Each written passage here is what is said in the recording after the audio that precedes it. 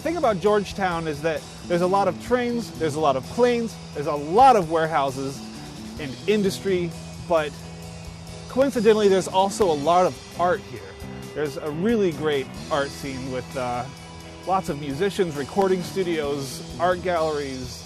There's, of course, coffee shops and bars to inspire people. There's trucks starting everywhere.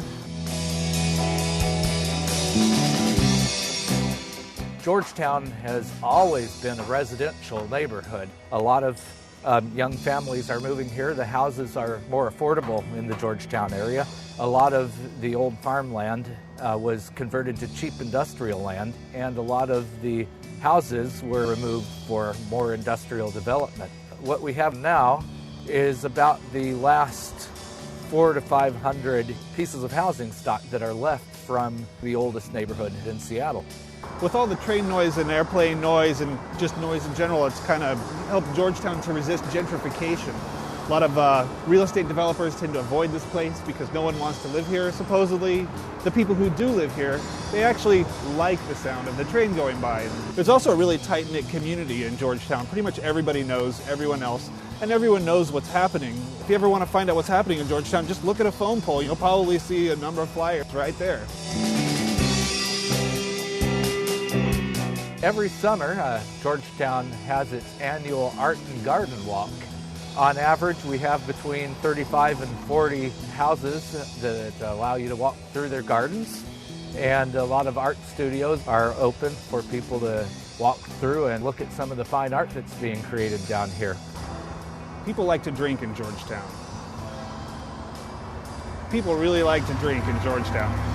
Jules May's is Seattle's oldest bar. It opened in 1888.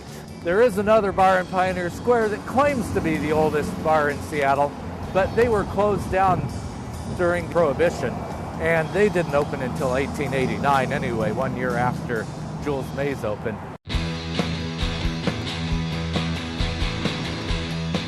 I'm standing by the Gym Art Studios. On the ground floor are retail spaces. There's 9 Pound Hammer. A lot of artists hang out and do their drinking here. And Smarty Pants is just beyond that. Really nice sandwich shop that serves drinks as well. And back at the other end of the building is the Georgetown Records. That's a fun little establishment that was opened about a year or two ago. The red brick buildings on the left here, that's where Rainier beer was brewed. Right now, this building houses a lot of artist spaces. They're fascinating old buildings. There's a lot of people here who are really excited about motorcycles, whether it's a Hells Angel biker or a foofy, flouncy, yuppie, pedal to work on the motorized moped type of person. There's a Vespa store, there's a place for used motorcycle parts, there's biker gangs. There's even motorcycle-related drinking establishments.